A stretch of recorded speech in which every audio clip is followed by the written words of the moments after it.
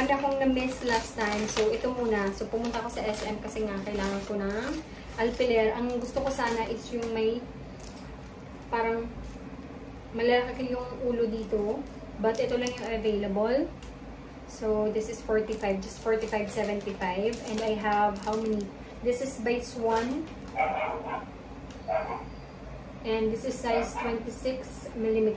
So, hindi nakalagay kung ilan. 60 count. So, this is 60 count. Bumili din ako nito. This is 69 pesos and 75 cents. So, medyo mahal siya. May kasama pa siyang timbal, which I don't need kasi ang dami ko na. Pangtanggal nung sinulit pag nagkamali. So, dito lang muna to. I am very excited.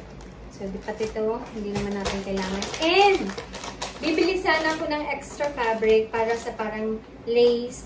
Kaso mas or ruffle. Sila ko ng ganito. This is 2 yards. 60 pesos lang. Or times 2 pala. 60 pesos per yard. Tapos look at this. So, ang dami niyang, nakalimutan kong mag-video. Nagkwentuhan lang kami ni ate, sales lady. Sabi niya, ma'am, pag tapos mo yung ipakita mo sa akin. So, very excited din si ate. Kaya nagkwentuhan ko.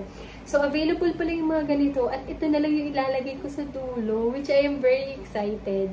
So, 2 yards yan. Naisip ko kasi gawin kong raffle. So, mas nagustuhan ko lately na dire-diretso na lang. So, this will be the end of my curtain. Yan. Which is very nice. Meron din ganito yung mga maliliit lang. This is just 12 pesos kasi kulang na sa yard. Tapos, look at this. So, pwede ko itong gawin kasi may mga gagawin pa akong mga punda ng sofa, cushion.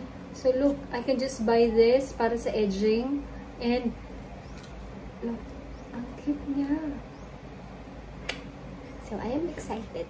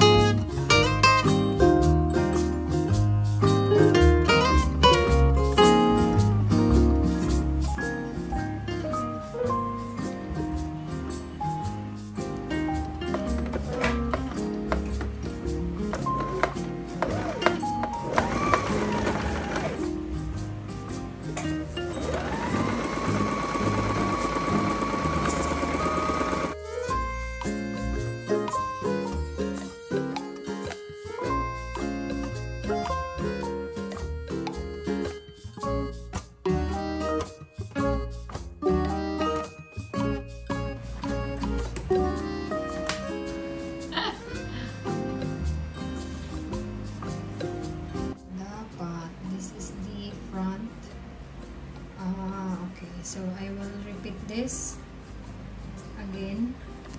Is green ang nasa front. Mali. Okay.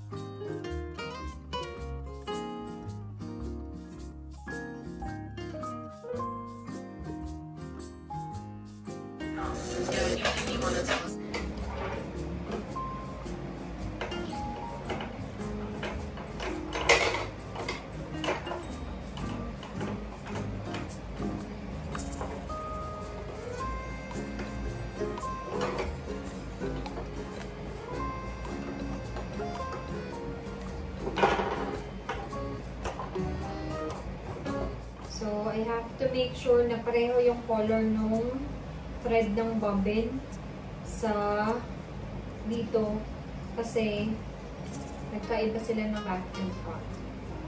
So we have to repeat what we did earlier. And hopefully this time mag-work na siya.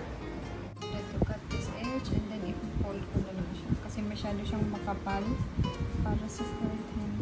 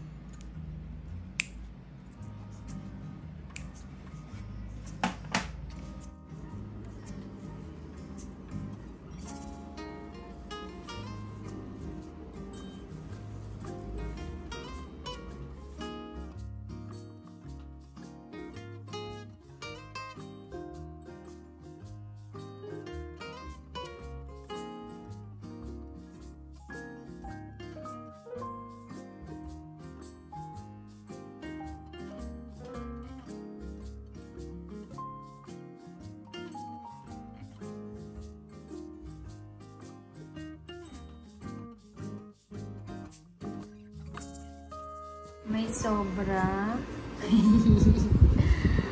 And ta-da! That's good enough. So we will just cut this and sew. Feeling ko marunong na ako nung end.